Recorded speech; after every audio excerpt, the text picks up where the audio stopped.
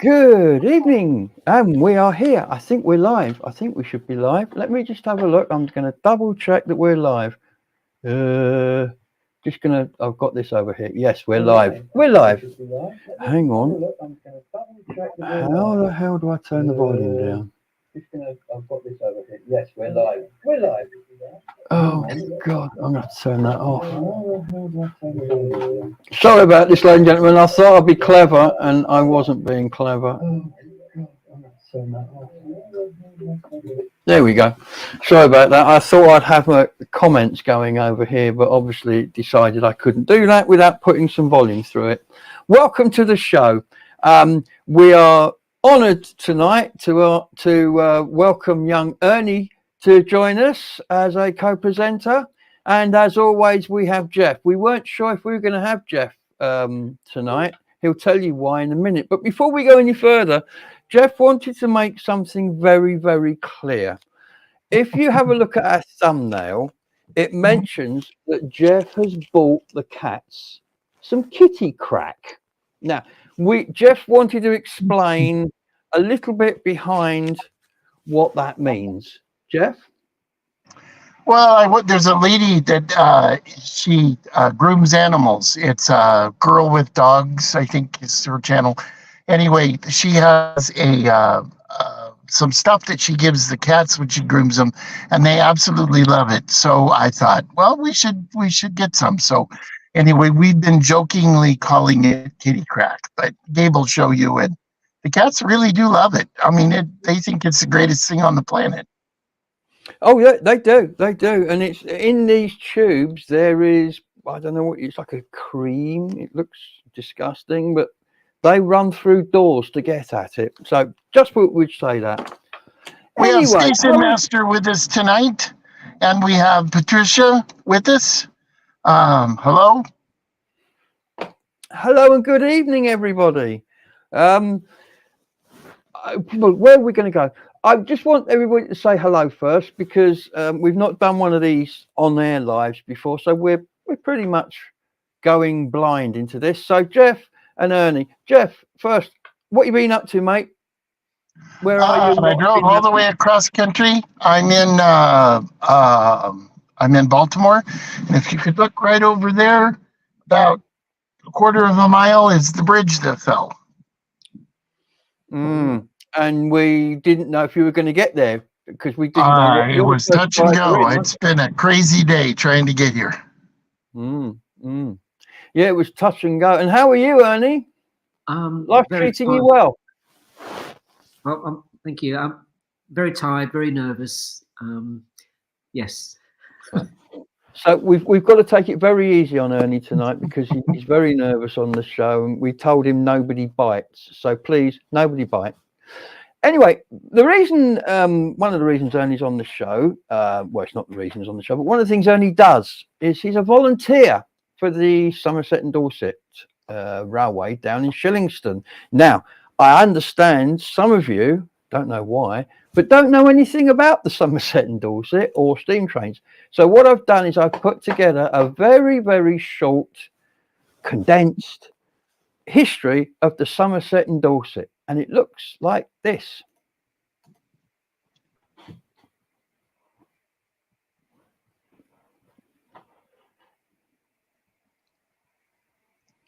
Oh, it's not supposed to do that. Didn't do that last time I played it. Oh. The Somerset Central Railway opened on the 28th of August 1854, and it ran from Glastonbury to Highbridge and Highbridge Wharf. The line was opened as 7'1/4" broad gauge, and had stations at Glastonbury, Ashcott, Shatwick, Eddington, Basin Bridge and Highbridge. The Dorset Central Railway opened on the 1st of November 1860 from the LSWR station at Wimborne to the important market town of Blandford. Seeing that its northwards destiny could best be served by an alliance with the Somerset and Dorset Railway, it obtained powers to extend to Cole and join that railway line there. And it opened part of this route from Temple Queen to Cole on the 3rd of February 1862, the same day that the Somerset Company opened its section to Cole. The Somerset Central Railway and the northern part of the Dorset Central Railway were worked as a single unit from the beginning, and on the 1st of September 1862, the two railways were amalgamated. The new company opened the missing link from Blandford to Templecombe on the 31st of August 1863. Shillingstone is the last surviving example of a station built by the Dorset Central Railway. The station closed in 1966, and since 2001 enthusiasts have been working to reopen the station as a heritage railway attraction. And we have one of those volunteers with us tonight. Ernie, how are you? Tell us a bit about what you do over there at Shillingstone and a bit about Shillingstone itself. Okay, I volunteered about a year ago, as I wanted to when I moved to the West Country. I wanted to volunteer in some capacity just to give something back in Dorset. And I saw Shillingstone Station, which was in the middle of restoring the station, and also to relay the tracks as far as they could. And I thought that's quite interesting. It's like bringing history back to life. So let's volunteer and do my bit. So when I volunteered, I got right in it, mucked in, and got involved in the steam engine and to clean up all the rust and what have you in preparation for painting. And that's where I started. It's I think it's the P62. I can't remember. Anyway, so yeah, that's where I started. Just cleaning the railway. Ernie's very kindly sent us in some pictures, and I've just put them together into a little short film. So I don't know if you want to tell us about what these images are all about there. Let's bring them on. It's only light work, though. I don't really get involved in the dirty work. I let the real men do that, all the heavy stuff. So here we are. I'm part of a group which volunteers on a Saturday, because that's the only time I can volunteer when I can. And that's Paul on the right just now, you just saw, and that's me just restoring one of the cabins that was going to be used. This cabin was going to be used wagon for storing things and bits and pieces, but I think they're going to, because it looks really nice now being fully restored because it's green now, they're going to use it as a museum piece. So this is like beginning of the year this year, still in its raw stage, stripping down all the rust, and yeah, that's what I was doing, and then painting over.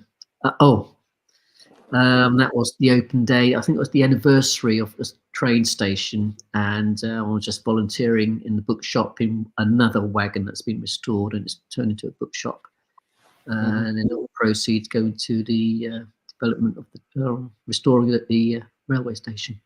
Fantastic. I would just like to point out the next photograph was sent to me. I didn't request it.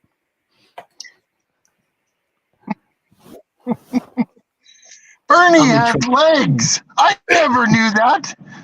Yeah, genuine, real ones, and they go all the way down to the ground as well. Look at that, just like Spike Milligan's do. He's a stud. I never realized that. Yeah, all part of the Orange Army. So anyway, seriously, back on course now. So if we move on, what's going on here? Oh, that was that piece. I think it was a guy called Paul. Oh, I'm supposed to mention names. One of the guys who volunteers, he was in charge of painting the steam engine, and that was just painting it. And there it was. And I did my bit of painting on the side, which is just behind me, above me on the right, on my left. I did that panel on the left there, and all the rest that he did. And that was the final green, which I wasn't allowed to do.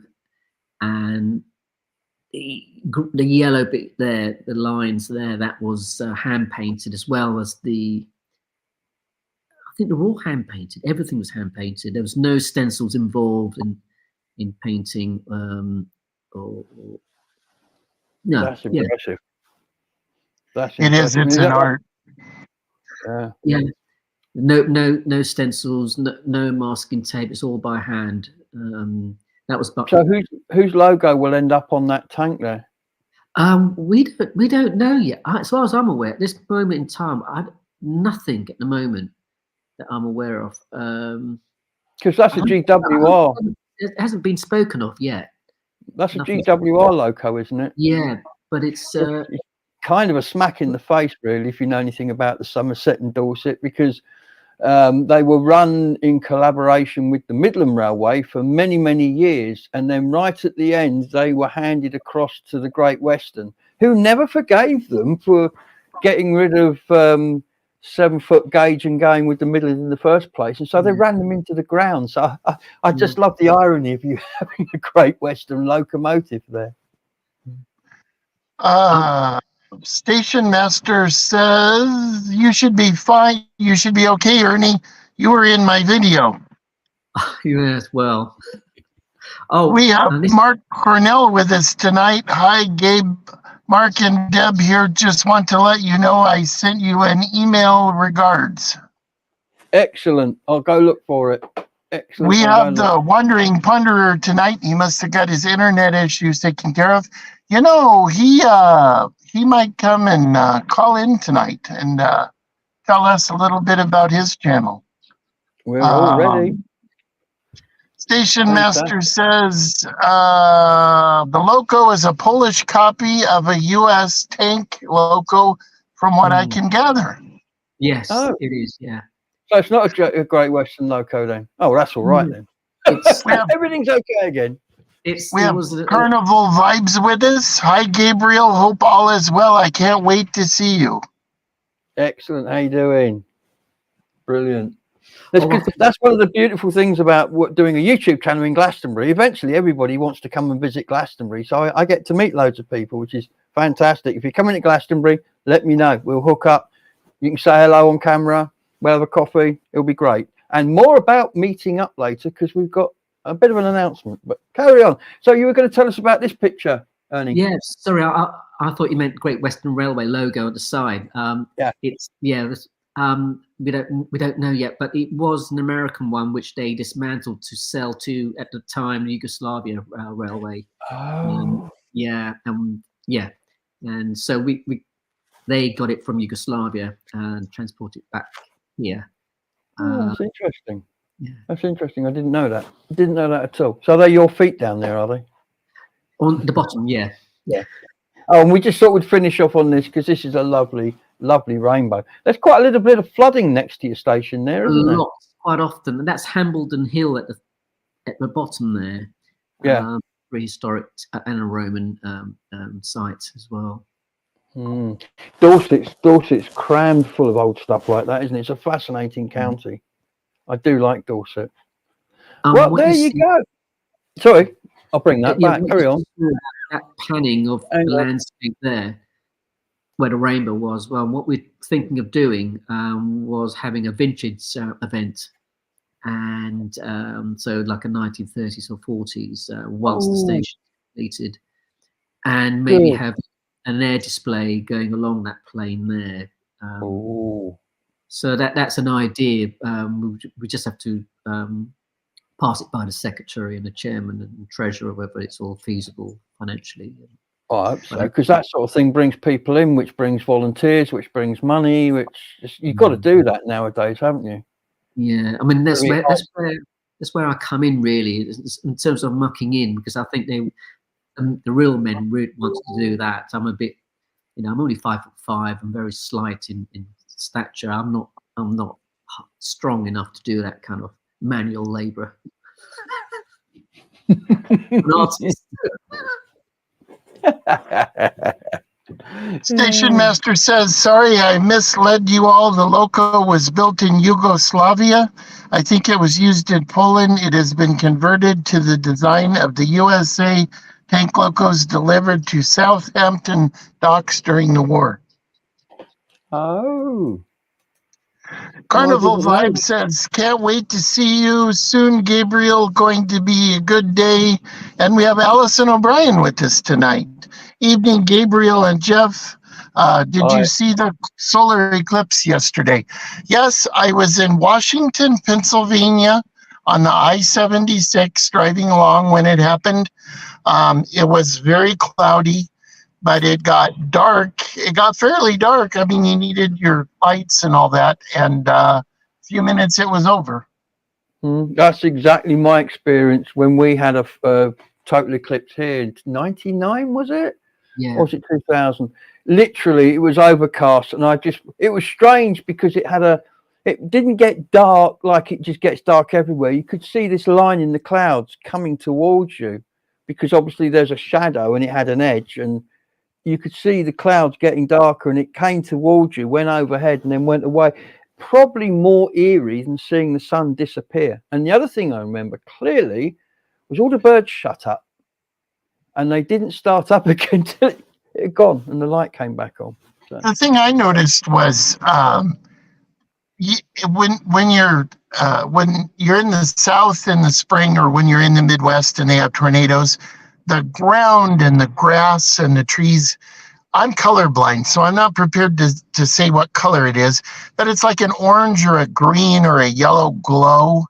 The thing that comes to your mind is like St. Elmo's fire. You know, there's a cast that you can see, and that's what it was like for the eclipse. It got that same cast on the ground.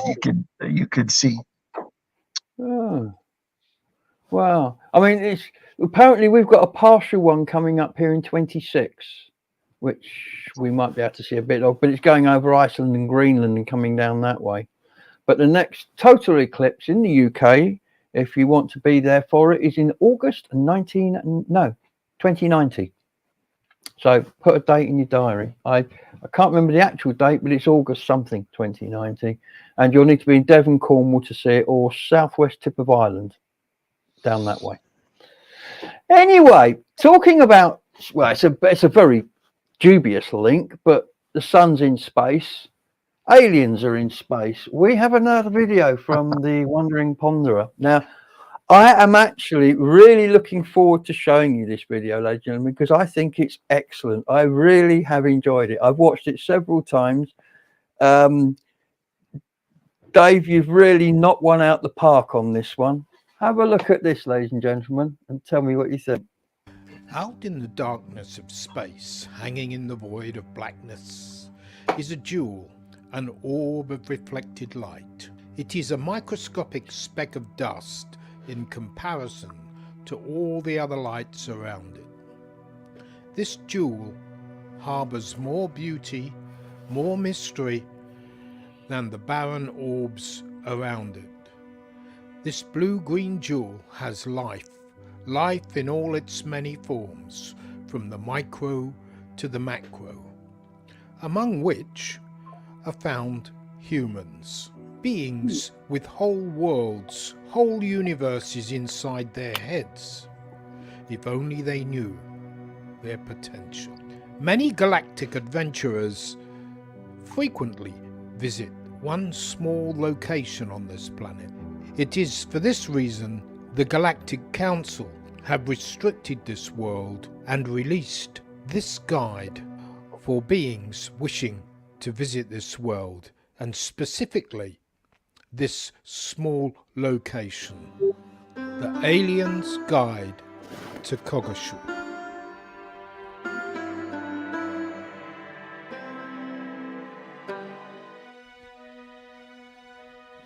Kogashu is a tiny town on this tiny blue-green planet. The humans living on it like to call it Earth. These humans are easily frightened, so follow these guidelines. 1. Before arrival, learn how to operate human doors and do not burst through them. Try to blend in by wearing suitable clothing. Nakedness is frowned upon unless you are a chef or a gardener. 2. When landing, try not to be aggressive.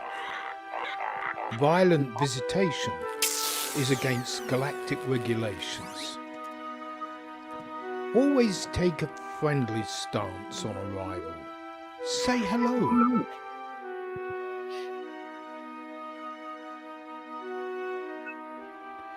Humans have developed toilet facilities, so no going on the street unless you are a canine species. And last and most important of all, no dancing outside the local cafes.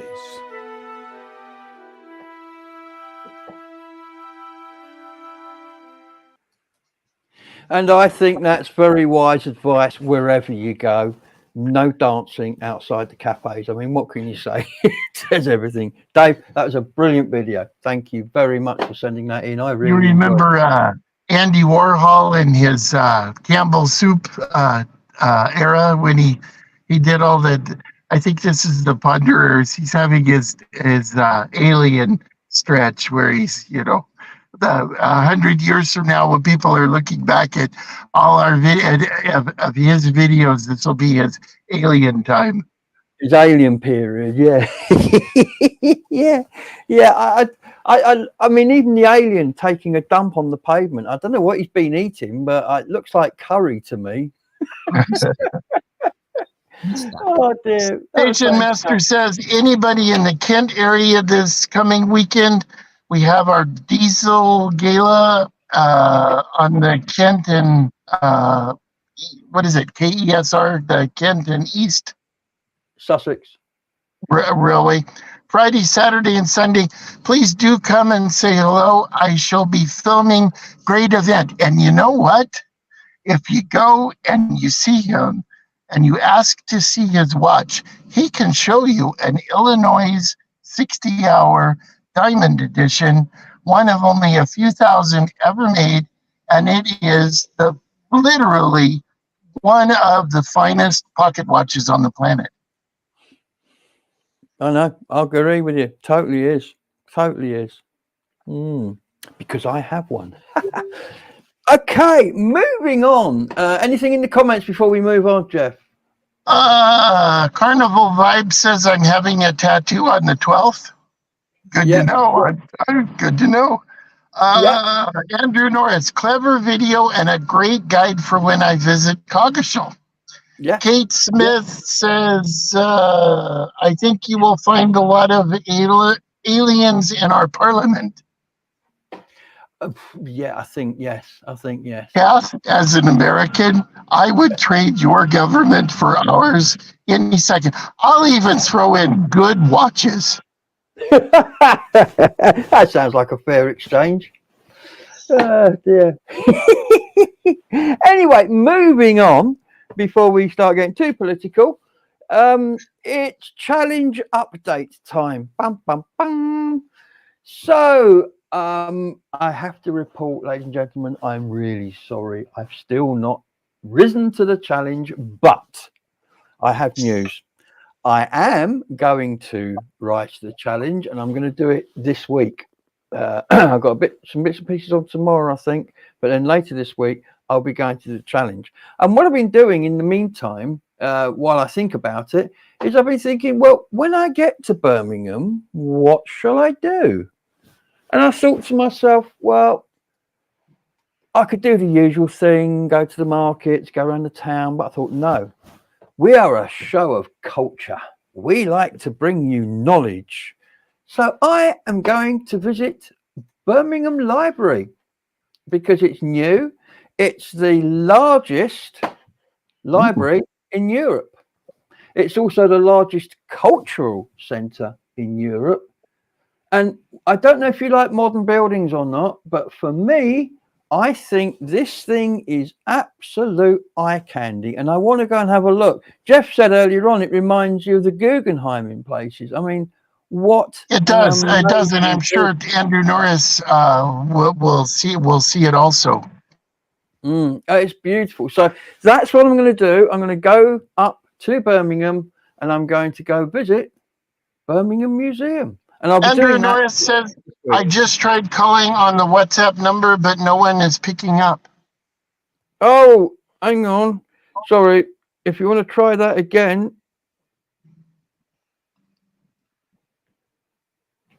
This is all. I don't think it rang. Did anybody hear a phone ring? No. No, me neither. Add. I don't know what's going on here.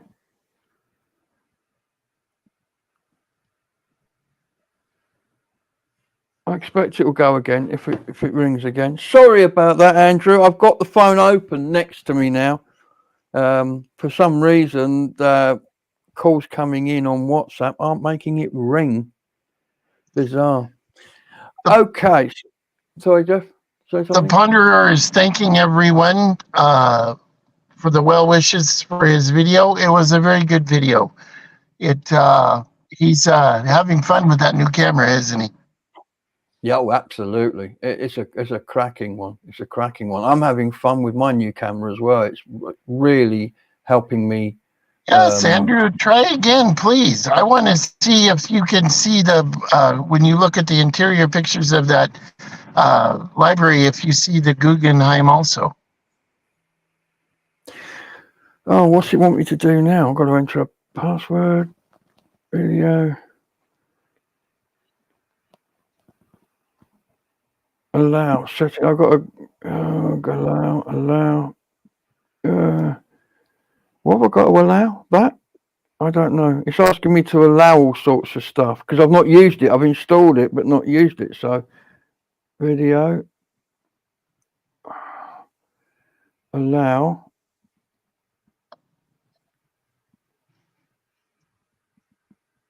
This is why we have rehearsals. Yes. Like I say, I've not used this before, and I think he's gone. I'm sorry, Andrew.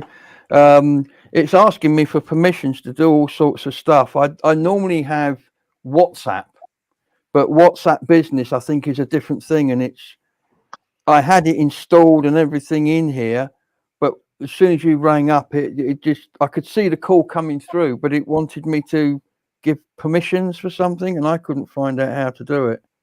So we will keep trying that. We will keep trying that because we really desperately want you to come on and say hello, Andrew. We really, really do. Maybe I don't know. I mean, does anybody know what the difference is between WhatsApp and WhatsApp, whatever this is that I'm using? I don't know. Is there a difference? Must be a different program. Apparently one works and one doesn't.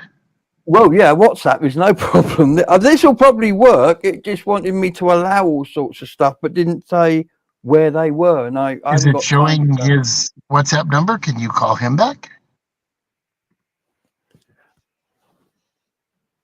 Good question. Enter my phone number.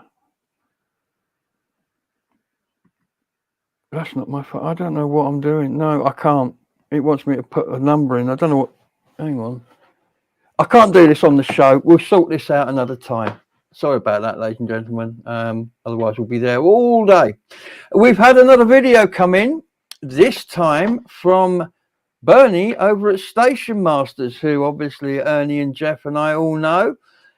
He went to Paul recently and met up with some other people and sent us a video all about it. Here it comes.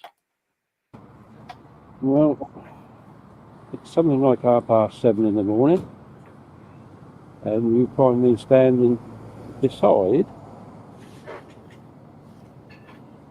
a theatre in Poole called the Lighthouse, and Jackie and I, we're off to Morton Marsh today to meet two YouTube friends of ours, Pete and Susie Tales from the Tombstone. But also having a look over there, although you can't see it through the traffic, is Poole Bus Station. What an exciting place. But it's the hub of a very good bus service, I must admit. And a rather ancient looking shopping centre now. And we're just waiting for our coach to arrive.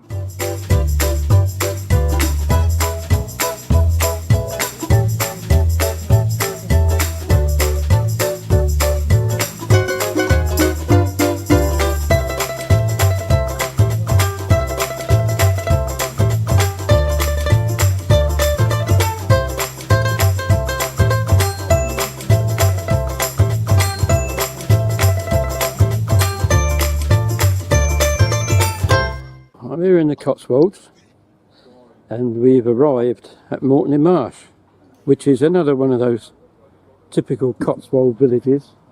A very odd situation here because they got this market along this part of the road. Down there is the Guildhall, you can see that, although it's been under wraps for some time. What's very strange is that they don't stop vehicles coming up this road, and yet there's tables, chairs and everything else. But we've stopped at this very nice oldie worldy coffee bar here called Martha's.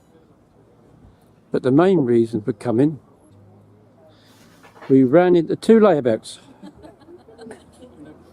by the name of Pete and Susie, who most of the regular viewers will know as Tales from the Tombstone and Words and Music on a Saturday on Top Cat Radio. So it's been very nice to come here and meet them. Pete's just about falling over the seat. So he says it's only coffee, but I went out the room, so I didn't see what he might have slipped into it afterwards. Anyway, this is a first because the rest of you have never met them, but now me and Jackie can say we have. So yah sucks boo to the rest of you. And with that, sadly, we had to return to the coach to travel a bit further down the road, but certainly was a lovely couple of hours. Such a shame we couldn't spend more time with. Fantastic. Thank you for that, Bernie. I'm really glad you had a good day out there. I've been to Poole. I haven't been to Morton in the Marsh, so a place to put on my list of places to go. Anything happening in the comments there, Jeff? Let's see.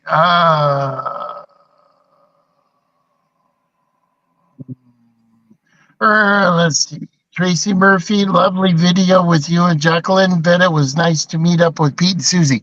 Yes, I have Pete and Susie's book, Tales from the Tombstones. I really, really, really liked it.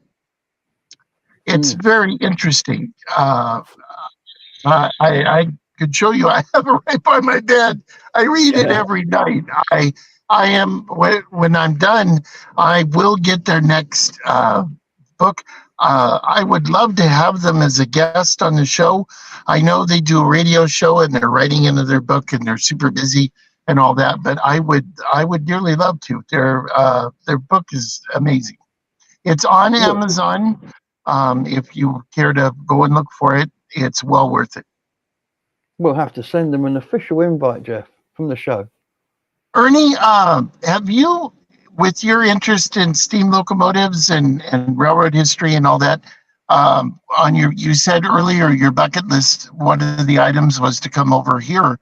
Are you guys thinking about the Durango Railway or the Super Skunk in California or the Grand Canyon Railway? We haven't. We have had a lot of disagreements, Lorraine and I, as to where we would like to go.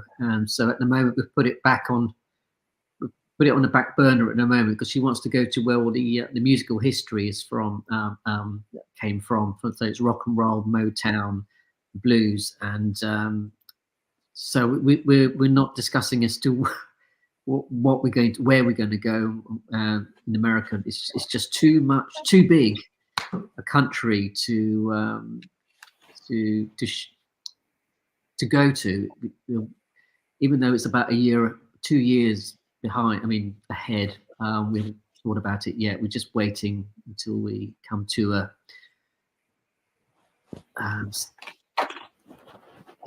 common theme, and then we'll discuss it from there. But we've got two different perspectives of where we'd like to go to America.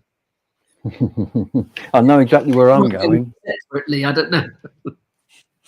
I'm going to Las Vegas, but I was going to fly there, and I've got this stupid fear of flying. So it kind of sort of dawned on me. I thought, well, if I fly to Chicago, that's not as far. And if I get myself to Chicago, there's a rather nice Amtrak train that goes pretty much close to Las Vegas. Doesn't go there, but close enough to spit at the place. So I figured, right, okay, so why fly? Let's just go to Chicago, and then get the train down. The food on those trains is supposed to be amazing. Yeah, they feed you. The last time I rode Amtrak, the stuff every night for dinner, trout, almondy, and stuff that I hadn't even heard of, but it was good.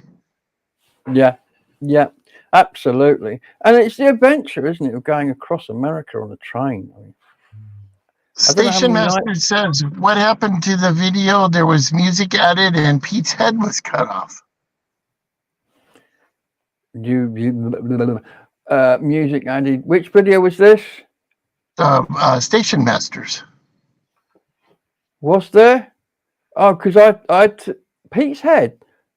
I don't know why that was doing that. Sorry, I honestly don't know. Because I had to put it through.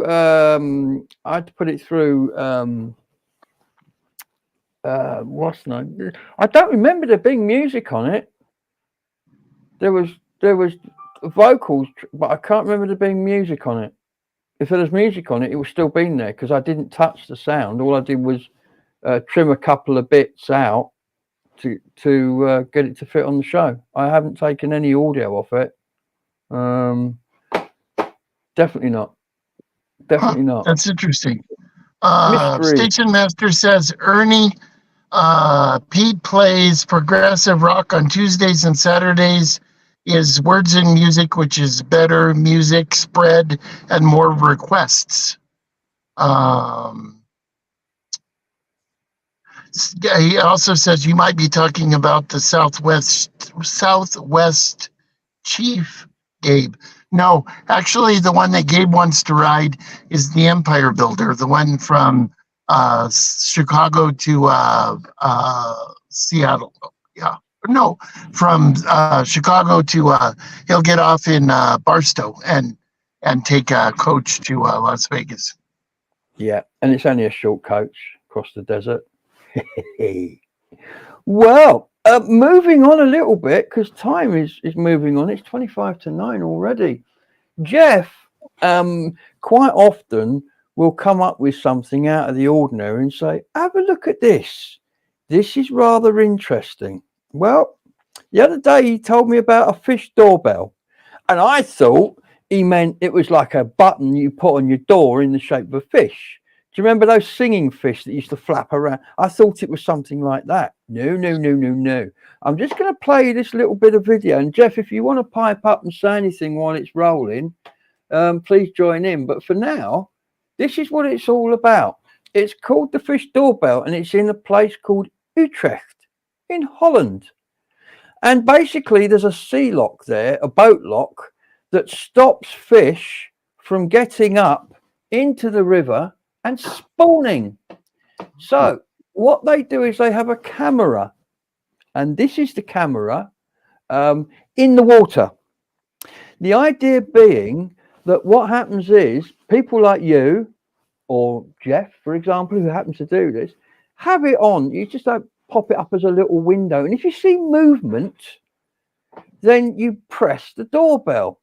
Now it's just going to run through a bit. This is like the screen as it is now. This is what you normally would go in and see. There's not a lot happening, as you can probably see there. However, in a little while it will clip across and you will see that actually when there are fish in there, you can see them. So the idea, and here we go, look, there's a fish. So the idea is that if you're watching this and a fish turns up, next to the screen, there will be a button, like a doorbell. And I've made this video a little bit longer. It could have been a lot shorter, but there'll be a doorbell. And the idea is you press that doorbell when you see fish. And then when so many fish have been seen, let's just see if we can come through here. Let's speed this up a bit. There's the doorbell right there. You press that button. And what happens is when they've had so many presses, this nice man here will come along and he'll wind that great big wheel, which opens the lock, and all the fishes can go upriver and get their rocks off or have their oats or whatever it is fishes do. I don't know. Jeff, what do fishes do, mate? Well, they're kind of a rare fish, and they're getting killed because this lock stops them from making it to their spawning grounds. So when enough people click the button, this guy cusses and swears and gets up from his dinner table and goes out there and turns that big wheel and opens the lock and lets them go upriver. And they're hoping that they could save the species because, this lock has not been good for them. No, it hasn't. It hasn't. And because it's a guy, he's a naturalist who's discovered this. I mean, I guess this was going on and people didn't realise before he made it people aware of it. But I think you might be able to call it viral. Loads and loads of people are going online and they're just having this window open and they're clicking the button, which is amazing because it's ecology, it's saving a species, and everybody's getting involved. There's got to be a lesson in there, I reckon, somewhere. Any road, that was that. We're going to move on now. Jeff, as we discussed last week, needs two things when he's on the road. He needs fuel for the truck and he needs fuel for himself. And if you remember, he was bemoaning the fact how some of the better truck stops have either closed or been taken over. And what happens is a company will take them over, kick out all the nice restaurants and bring in all the burger chains. And it's just horrible. Anyway, not all of them are like that. In fact, Jeff has one that's probably in his top 5. Is that a fair assumption of truck stops? It is a fair assumption, yes. Do you want to introduce it before I run the VT? Are we doing the Cowboy Cafe? Yes. Cowboy Cafe. It looks like they built it out of things that blew across the parking lot in a storm. The food is absolutely incredible. You'll probably sit next to a cowboy wearing a 6-gun. The food is really amazing and it's very inexpensive. Let's have a look. It's Jeff again. I did a video a couple of years ago about a truck stop that closed in Georgia, and I titled it Saying Goodbye to an Old Friend. So this one, today, this video, I would like to call Saying Hello to an Old Friend. Built from what looks like whatever blew across the parking lot in the nearly continuous winds, there is a place that I absolutely love. It is the Cowboy Cafe. It is joined next door by the Gas and Go truck stop, which has showers and is a very nice truck stop with a quiet parking lot, a place where you can lay your head down and sleep. The Cowboy Cafe is a place where you can have a memorable breakfast while drinking delicious coffee and sitting next to a genuine cowboy, complete with 6-shooter. The Cowboy Scramble always is a very delicious breakfast. After a shower next door, I am going to walk over and have myself a bison burger with sweet potato french fries and fry sauce. I am off to hit the shower, and then I can hear that bison burger and sweet potato fries calling me. Remember, everybody, be good to each other, do good deeds, think good thoughts, and I will see you on the next adventure. That's amazing because it doesn't look anything, does it? It just, like you say, it looks like it's just there. It's pretty rough, but they're very nice people and they treat you good, and the food is incredible. I would take the station master. I would take the ponderer in, anybody, Ernie, anybody, and you would have a memorable meal. Your cardiologist would probably be mad at both of us, but you would have a good meal. Yes. Oh, I can imagine. Yes, the cardiology meter, if there's such a thing exists, would be off the scale, bending the needle in that place. If you're on cholesterol meds, it would be foolish for you to go to the Cowboy Cafe. Are you enjoying it, Ernie? Is it? There was nothing to be nervous about, was there? I'm still nervous. I'm just hoping no one's watching. There's nobody there. There's nobody there. There's Wait. absolutely nobody watching this channel at all. We It's have complete- to celebrate your willingness to do this volunteer work. You know, this is hard work. And we need more people to roll their sleeves up and be willing to do this type of volunteer work. And that's what it's all about. Well, there are that slowly, but no, not slowly. I think it was last year was quite slow in terms of gaining volunteers, but the beginning of this year it's been growing and growing, and I'm not quite sure in terms of volunteering in terms of actual physical work, but there's a lot of members and volunteers joining Shillingstone station, but because beginning of this year I've been pulled away from the physical work, as you know, to more of the design work, promotional work behind the scene, because my skills, they rather me promote the company as opposed to doing the dirty work. They were insistent in that, so I thought, well, I can do both, and they said no, do one or the other because you won't have time to do both. And because my dad's ill, I've got to go back to London quite often, so the weekends that I used to go down to volunteer, that's not going to happen, I think, for a while, whilst I got to take every opportunity to go down to London to help my dad. He's got dementia. So, Yeah, yes. my dad had that. It's a bugger. Yeah, it was my mother that had that. Yeah. So slowly but surely that's been pulled away. All my pastimes and things, it's all been taken up to focus on my dad. So I think this year, in terms of volunteering for Shillingstone, the physical aspects, I think, is going to stop. And whilst I do the promotional work behind the scenes and tending to my dad. Yes, sadly. Let's see. Carnival Vibe says, hi, Jeff. I'm sorry I didn't say hi. Hi, it's very good to have you here tonight. Station Master says,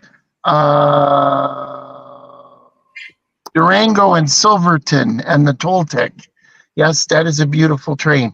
Also, my favorite train would have to be the Super Skunk, the one that runs through the Redwoods, but the one that runs from the little town in the little town just south of Flagstaff that runs to the rim of the Grand Canyon. That one is quite wonderful too. Carnival Vibe says, Gabriel, I have you a shout out on my community tab. Nice one. Excellent. Excellent. Andrew Norris says, I think it's clashing with my WhatsApp. No, I think I put that in. I think I did it wrong, but yeah, we'll sort it out. I will, Andrew. I will email you. I'll contact you and arrange to meet you offline, and we'll get it sorted out. I think it's because I've got WhatsApp on here, and it keeps trying to say we'll close this down and take all your contacts out of your other WhatsApp. I don't know what it's doing. I'll get it sorted out, and I'll have it up and running for next time. Moving on a little bit, I was going to do this higher up the show, but the punter says you're not posting the phone number. I have been putting it up all night. It's been going up all night. I'll put it back up now. I haven't seen it. It's been going up and down all night. I have to keep taking it down because it shrinks everything. This is why. In other news, another important thing has happened on the channel recently. In fact, it happened on the 30th of March, and it's thanks to largely people watching this channel and others. We reached 2,000 subscribers on the 30th of March, which is absolutely fantastic. And a huge thank you to anybody who subscribed in order to help that happen. Having said that, we've now moved along, and it is now, what's the date today? 9 days later, And in 9 days, we've put on another 52 subscribers. So we're at 2,052. That's fantastic. I can't thank you all enough. Now, as a thank you, we thought it would be good to have a competition. And the competition we have in mind kind of was made very easy because I've come across these. Have come into my possession. These are, there they are. These are family tickets to Glastonbury Abbey. That's full entry for a family of 2 adults and up to 3 children. And we've got 2 to give away. And so what the prize will be, obviously, if you're in Glastonbury, that's handy, because you're already here. But if you're not and you're thinking of visiting Glastonbury, then obviously enter, because if you're coming, these will be very useful. They're valid up until April of next year. So we've got plenty. I can't work out where the camera is. We've got plenty of time to use them up. Now, the idea being is that to enter this, we wanted to make it really easy. And so all you need to do is in the description below, either tonight or on the show in 2 weeks' time, in capital letters, we want you to put the word Abbey Tickets. Simple as that. Abbey Tickets in big, bold capitals. And providing you're subscribed to the channel, we'll put you in the draw for some tickets. If you're not subscribed to the channel, then it's quite simple. Subscribe to the channel and then put the word tickets in the description below. We can't make it easier than that. As I say, these are full-blown tickets into Glastonbury Abbey for an entire day for a family of 2 adults and 3 children. I'll meet up with you and go in and we'll have a chat, maybe a coffee, and then if you want, I'll leave you to the rest of the day and you can do what you like, or we can hang around if you want and spend the day. Now, it doesn't have to be a family. If there's just the 2 of you, great. If you haven't got kids, if there's just 1 of you, I think you can still use it. It's just family ticket. You haven't got to have all those people with you. But I will double check that. But yes, so they're up for grabs, 2 of them in a new competition. Excellent. So that's that.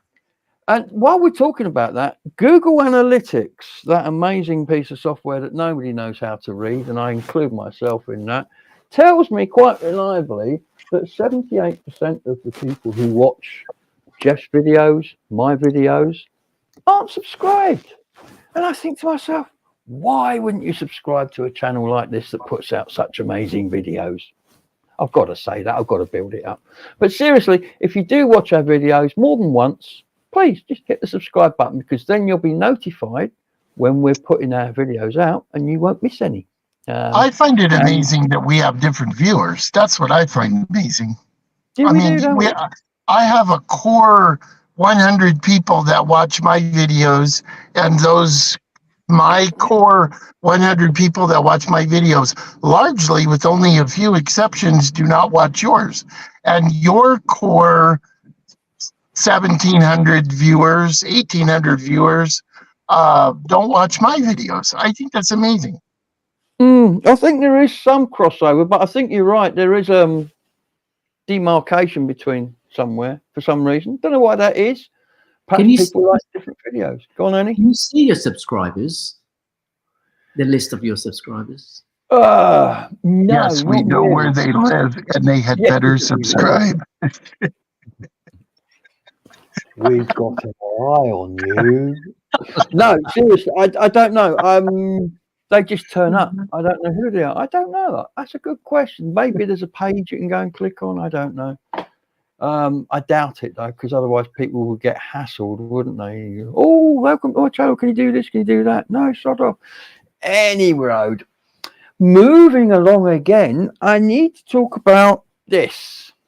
I don't know if you can see the badge I'm wearing. It says Bus It. Somerset Bus Partnership, and this is happening all across the country. A group of volunteers who are trying to encourage people to use local buses. You know, the bus you get to the shops, not a coach, not a long distance coach, but the bus that you get to go to town, the local bus. Because we're in a situation where more and more county councils, and in Somerset is a classic example of this, are running out of money. And a large proportion of our bus services are now supported by local councils, to the point where if the money's taken away, those routes go. And it's happened before. In Somerset recently, we've had several routes disappearing, and they've just started monkeying around with the 376, which is the local bus that goes from here to Bristol. Most important link in Glastonbury. And they've started mucking around with it now, because there was also buses that went from Wells and Glastonbury to Taunton and to Bridgewater. What they've done is they've now taken 5 376 in each direction and sent them to Bridgewater through the day and called them a 375 or 4, and they've taken another 5 376 and send them on to Taunton. Now, to the actual 376 route, it makes no difference. It just means going out of Bristol, they now go, rather than to Street, they go on to Bridgewater. But this is part of a cut, because they're doing that to save money. Now, the story is that if you don't use it, you're going to lose it. And so the bus partnerships are out there trying to encourage people to hop on the bus and leave the car at home. And I am a great believer in that. I'm about to sell my beloved Mini because it needs work doing to it. I can live without it, and I don't want to spend the money maintaining and insuring it. So I've gone to public transport. I'm what they call in that wonderful film a bus wanker, and I'm quite happy being one of those. But many people will use the car just to go down the shops. Now, what that means is they get less bus services. So when you get less bus services, you're not going to use them because they're not reliable. They're not running when you want them. So you go back to the car. So there's even less people using the buses because they're using the cars because the bus service is no good. So therefore, that's a continual downward spiral. And you get to the situation where there's villages now in this country everywhere you go. There's villages here within 2 miles of where I'm sitting who get 2 buses a week, which is crazy. So anyway, the reason for the bus alliance is what they've been doing is they've been trying to get more people to go on buses. They're also printing timetables because many buses now, if you don't have a phone, they don't want to know you because you've got to have the app. All the timetabling information is on the app. But there are many people who do not have an app. And for those people, a printed timetable is essential. So they've been in the supermarkets recently handing out printed timetables. Anyway, long story short, but before I go on, I'll just say I had to go to Street this morning and I got the bus, and there were 5 or 6 old ladies very confused at the bus stop because the normal bus hadn't turned up, and they didn't know the reorganisation had taken place because it only started the day before on Monday, and they've not really communicated it very well. So going there and coming back, there was just loads of confused people at the bus stop, and I had my app up and I was explaining, well, this is what this bus goes now, and now that one's not coming because it comes, and I had to explain it to them all. Anyway, I had an idea for the channel, which we can do, and it will support the buses at the same time, and we can shout out about what we're doing and try and get people to use the buses. And that is, I'm going to start having days out on the bus, not to see how far and back I can get. This is different. I'm going to just have a day out on the bus and say, ladies and gentlemen, I've just been for a day out on local buses and I went here. Now, to give you an example, I lived in Glastonbury. I moved here in 92. I moved into Devon in 94 to Totnes, which is about 100 miles away. I used to come back and visit by getting a bus from Totnes to Exeter via Newton Abbot. I then used to get a bus from Exeter to Taunton, and then a bus from Taunton to Glastonbury. All local buses. So it can be done. You can go quite a long way. And since, it's been about 2 years now, I think nearly, the British government, in order to try and get people back on the buses, have put a cap at the level of £2. So the maximum you'll pay to get on any bus in this country to go any distance is £2. So that opens up whole fields of travel where you could think, with a bit of planning, I could go there. and it's going to cost you probably less than it will cost going on the train, if you don't mind sitting on a bus. So I'm going to be planning a few routes, letting you know where I'm going, and then we'll probably be asking you for suggestions as well of places that we can go on the bus. And I'll be doing films to report back and show you basically the state of British buses, and try and highlight the fact that we've got to use them or we'll lose them. Anyway, that's today's rant over. It's explaining why we're going to be doing that, and hopefully it'll be interesting because we'll get to go to some really interesting places. Thanks for that, Gabriel. Mark's Adventures says, I am mourning the loss of YouTube creator Mark Nichols, also known as Hobo Shoestring, who passed last week. Shoestring was a legend of railroad video in America. I have actually watched his videos, and that's very sad. I haven't, but that's still very sad. I didn't know that. Was he an older chap? Yeah, he would ride the rails. Andrew Norris, I try and watch as many videos of friends and other subscribers, but with so much content, I never have enough done in the fields if I watched everything. Yeah, you get a pass on this, Andrew. Sculptor, artist, historian, videographer. Yeah, I give you a pass.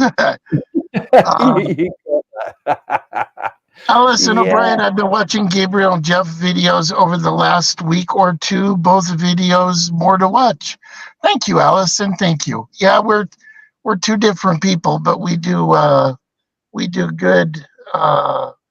Andrew says, having said that, I do like to support my friends. Yes. Barry West says, good evening, everyone. Sorry I'm late. It's meditation class on Tuesdays. Did you get to see the eclipse, Jeff? Yes, I was passing through the town of Washington, Pennsylvania, when it happened. I was on the Pennsylvania Turnpike, I-76, and yeah, it got dark for a few minutes. It was very cloudy. I had planned on filming it, but it was way too cloudy. But it got dark, and I rolled the windows down, and the birds quit chirping, and it was kind of surreal. And then a few minutes later, everything was back to normal. Wow, they are incredible things. These eclipses. But, I won't see another one. Not unless I go and travel, because there are more. But I think you've got to go quite a long way to see them. Ah, hello. Who's that?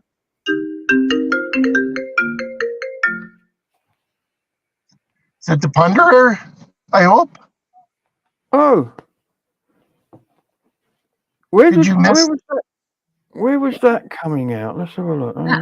that was from my partner Lorraine. She tried to call. Was it? I turned it off. I'm not quite sure whether she's intended to call in or not.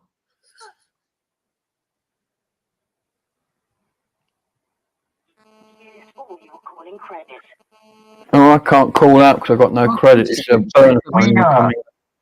We need to have phone 101 for you this week. No, it's got a SIM in it, but it's got incoming only because I haven't put any credit on it, so I can't make phone calls on it. I could make WhatsApps, but not phone calls.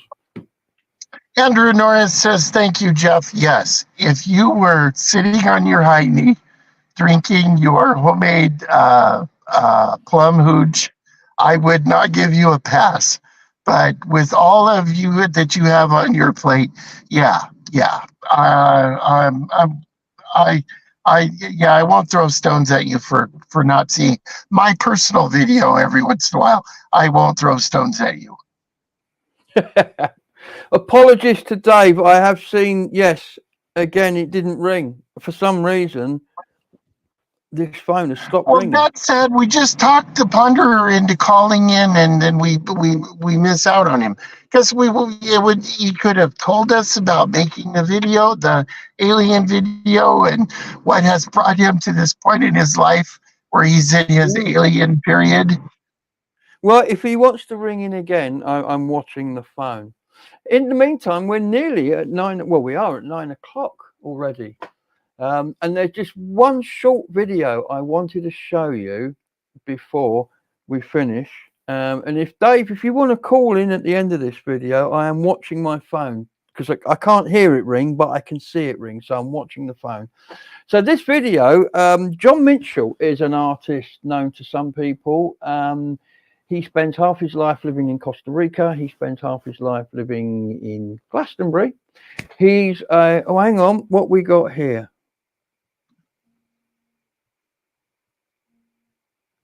Show you. Hello.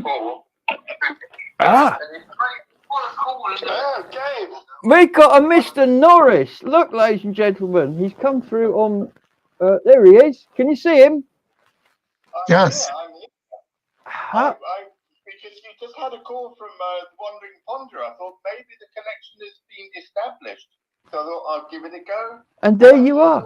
Fantastic. It's amazing. Thank you. I want to say thank you personally for the amazing films you've sent us through and that animation. I still watch that. As I said earlier about, supporting friends, you have you do this once every fortnight. And it's a lovely way to connect with people. And it's lovely to see Ernie on the show. We met up about 3 years ago at my sister's farm in Dorset, and he's such a nice chap, and I'm really pleased to see him on your show. Yeah, it's brilliant, and we're inviting anybody who wants to come on and co-present. In fact, we'd like to invite you at some point if you'd like to join us for an evening. It'd be great. I'll be more than happy to do that. Fantastic. It's I send you a link, you click the link and you turn up on the screen, and it's as simple as that, providing you've got a webcam on your computer. Bob is your uncle. Excellent. Well, it's absolutely fabulous. What are you up to at the moment, Andrew? What have you got on? I'm in the village at the moment. I'm getting the vegetable garden sorted out, and I'm planning. I have various projects going on here. One project is the wildflower meadow. Yeah.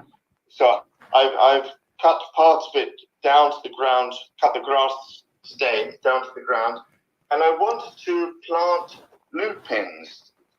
There's a place in Sussex, a field in Sussex, which has wild lupins that come up every year.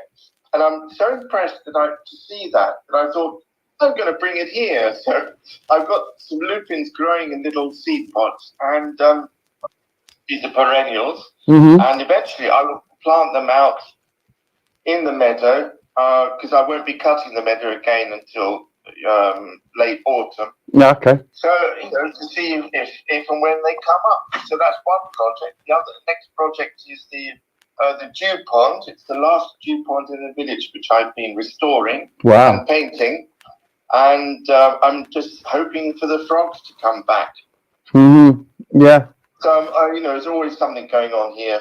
Mm-hmm. Anybody with a bag of frog spawn passing Andrew Norris's place, pop by. Is it hard to get to Croatia? Is Croatia a hard country to get into, Andrew?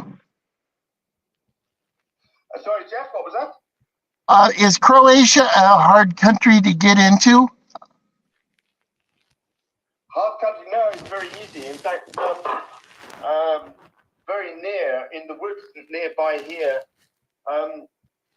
we often see refugees in the middle of the night because my neighbor has CCTV and he records them passing. But I found camps in the woods, next to my field where they've been camping out. We had a new bridge built about 3 years ago, and there's one of the few river crossings heading towards Slovenia and Europe. So we get a lot of refugees passing through surreptitiously in the middle of the night or secretly. Yeah. But, people are desperate. I would love to come and visit during the plum harvest. I would love to. If I were invited, I would do it when I come over. Of course you're invited. In fact, this year, I've never seen so much blossom on the trees that I have this year. Not just the plum trees, but the apple trees and the aged pear trees. I mean, it's phenomenal, the amount of blossom. I don't remember a year when we had so much. So I think this year is going to be a real bonanza for fruits. Yeah, well, when my mum and dad's house sells, which hopefully it will do fairly soon, I'll be travelling in Europe and I'll be coming that way, most definitely. By all means, yeah. Absolutely. Anyway, Andrew, thank you for coming along and joining in. Next week, now we know it's working, come in a bit sooner, but we'll talk to you in the meantime about coming on the show as filling Ernie's spot. But fantastic. Thank you very much. And talking about flowers, bye-bye. And, good to see Ernie on the show. Brilliant. Nice one. All right, guys. Good night. Bye, Andrew. Good night. Cheers. Excellent. That was fantastic. We're going to have to find a better way of doing that because it was too bright for the camera, but we got there. Anyway, that talk about lupins. There's one little film I want to show you. I was just about to start talking about John Minchell, who's an artist who works in Glastonbury. If you look at my channel, that beautiful painting that is the banner on my YouTube channel is one of his pieces of art. Now, he's recently done a very striking and very obvious painting in Glastonbury High Street. And whoopsie daisy, there it is. And I wanted to show you, I'm producing a film which will come out later in the week, but I just wanted to show you just a couple of little clips just to give you an idea of what we've got coming into town. Have a look at this.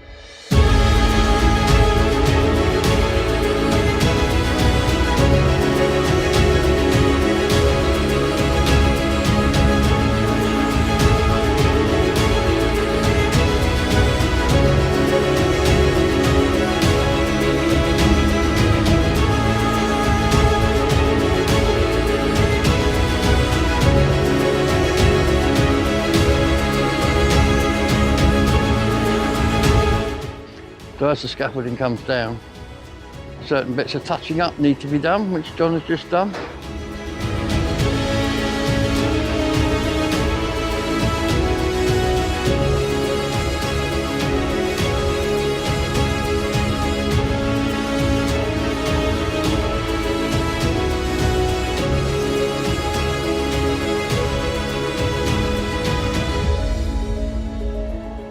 Well, ladies and gentlemen, there it is in all its glory, and you can see John working at the bottom there. Just a few finishing touches. Once the scaffolding's gone, you can't see the entire image while the scaffolding's up. There you go, ladies and gentlemen. I'll cut that a little bit short because time is running on. But yes, as you can see, what a beautiful picture. And it really does, as you come down the high street, it looks like a photograph on the wall. It's absolutely incredible. We're lucky to have John painting for us. Yeah, I'm not usually too much for street art, but I have to say that was very nice. I would like to apologise for the editing. That is just something I literally threw that together 5 minutes before we came on air almost. So the editing wasn't. I can edit better than that, is what I'm saying. Anyway, I'm going to kind of wind down because it's 9:10 and people would be wanting to get bored and go home or do something more interesting. So Ernie, any final thoughts? Anything you want to say? Anything you got planned for later this year? Well, I'm going to Beltane for a week. I've been going for the last 3 weeks, and this is where we're going to meet up. It'd be nice to finally meet you face to face. Yeah, we can continue there, and you can show me around things that I don't normally get shown to in Glastonbury. I'll show you where the best lemon cake is as well. Oh, okay. And a nice pint, because the best I place. I don't drink. I can point you to the pints, but I can take you to where the best coffee is. Most definitely. That will do. Yeah. That will do. And What about you? Sorry. And it's been nice being on here. I'm nervous as I am. It's been a good, lovely experience as well. Lovely. Now we test that because we'll invite you back, and if he comes back, he really did enjoy it. If he doesn't come back, he wants to tell you the truth. then, yeah, if he says yes, we'll be like, oh yeah, he enjoyed that. If it's like, hell no, then we'll know, Oh, right? no, never again. I've been drinking Well, Eagle tonight. There you go. Absolutely. Well, we do obviously encourage people to do whatever they do to take their nerves away. But we also like to try and be nice and friendly, because anybody can come on the show like Ernie did. We've invited Andrew Norris tonight. We've invited the people who wrote that book, or we're going to. But don't wait for us to invite you. If you fancy sitting in Ernie's seat, I'm sure he won't mind you going to his house, which is where the camera is set up. Or you can set one up in your own house, obviously, and join in. Just come and be part of the fun. It's your show. We want to make this as fun for you as we can. We don't want to do all the bloody work. We want you to do some of it, which is basically what all that's about. Jeff, what are you up to this week? Anything you want to tell the people before we say goodnight? No, looks like when I leave here in the morning, I'll be going to Shenandoah, Iowa. Station master said, had some lovely haggis for my dinner tonight, been wet and windy, so they've been hiding in their burrows, easier to hunt. Just send the ferrets down the hole. Wild haggis really does taste best. I must not know what haggis is. Haggis is a little furry animal, and it's got legs, but two legs are longer than the other, so it can run along the side of the hills quickly. And they live in little burrows. But if you catch them, you can boil them, and all the hair falls off, and you serve it on a plate, and you pluck the little legs off, and you end up with this round thing. And you have it with tatties and neeps. And it is absolutely delicious. Absolutely delicious. It's it's one of the good things to come out of Scotland. Definitely. Ah, okay. You don't look convinced. No, I'm wondering if it's the British equivalent of a mud snipe. Do you know what black pudding is? No. Okay. Well, if you can imagine all the guts and gore and all the bits that you don't normally eat, including the blood, that's kind of in a haggis.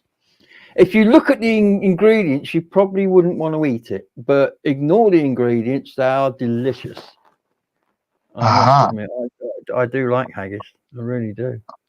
And one other thing I meant to say, Patricia, if you're still there, I spoke to John. John Mitchell is going to be painting some panels for the front of Patricia's house because, again, she's a fan of his and his artwork is just stunning. I've arranged to paint.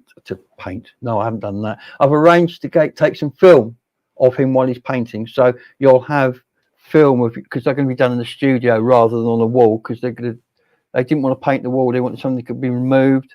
So John's going to paint panels at a studio and I'm going to video that happening. So you'll get to see your panels being made. And we'll probably put something on the show here, if you don't You could mind. paint some panels for somebody, though, if they wanted.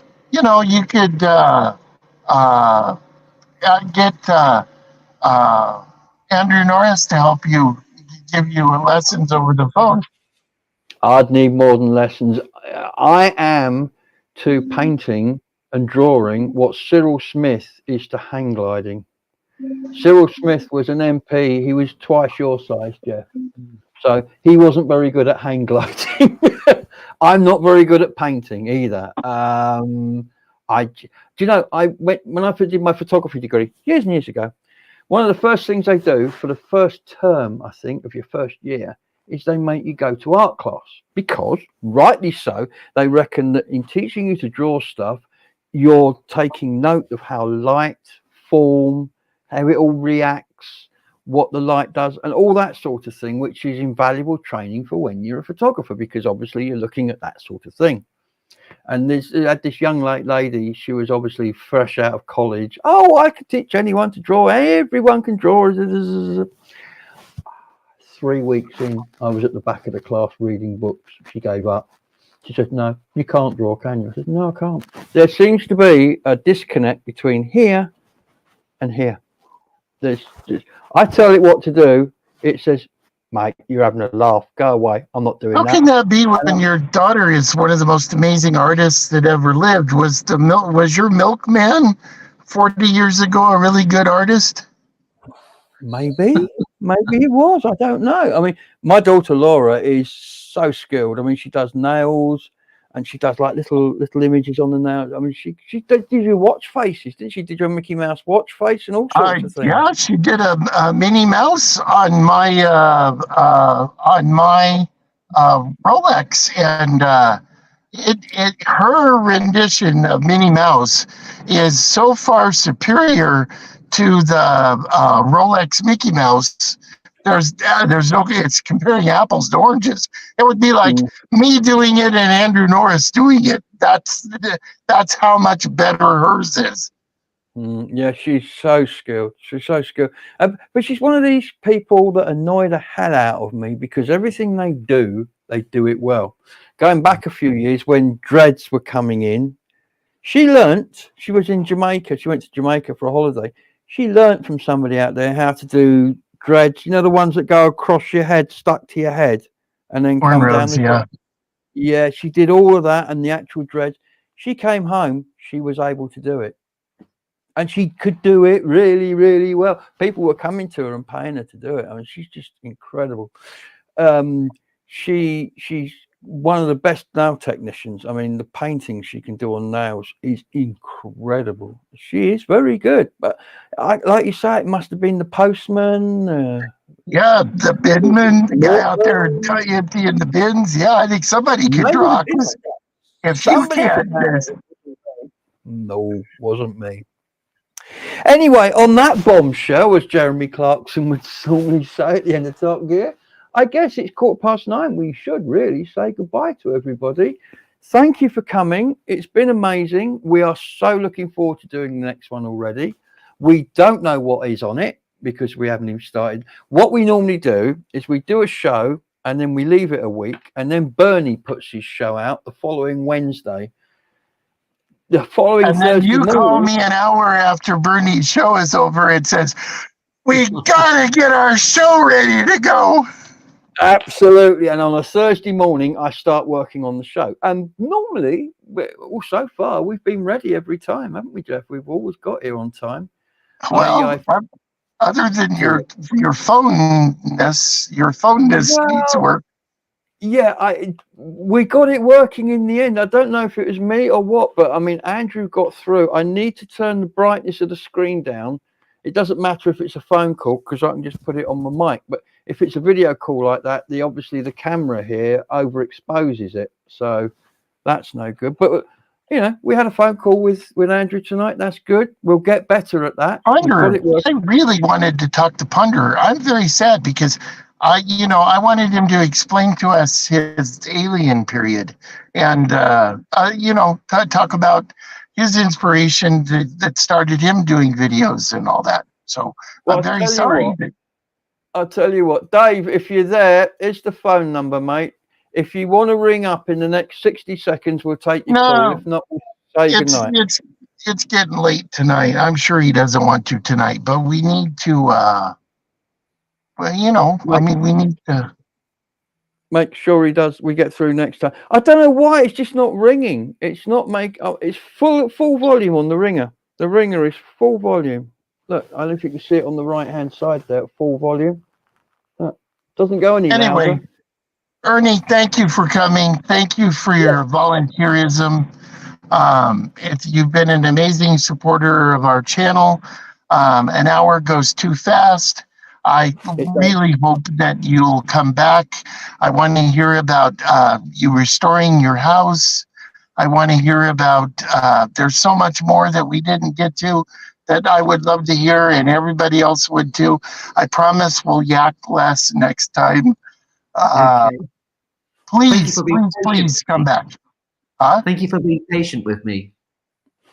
It was brilliant, absolutely brilliant. And next time you come back, perhaps you can tell us more, because I'm really interested in what you're going to be doing for the railway, because you're moving more into promotions and graphic design. That interests me. I'm no good at it. We had this conversation before. I am to graphic design what Silversmith is to hang gliding. We've already been there. I'm no good at it. But I will be asking you for your opinion on how to rebrand my channel soon. So there we go. But in 3 weeks' time. In 3 weeks' time, we can sit and talk over coffee.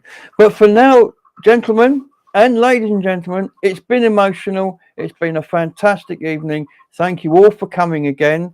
Hopefully, we'll continue to go from strength to strength. Each time we get slightly more viewers, and each time we get slightly more people watching it afterwards. So let's see if we can keep that trend going up. But for now, ladies and gentlemen, good night and thank you. Good night. Bye. Bye.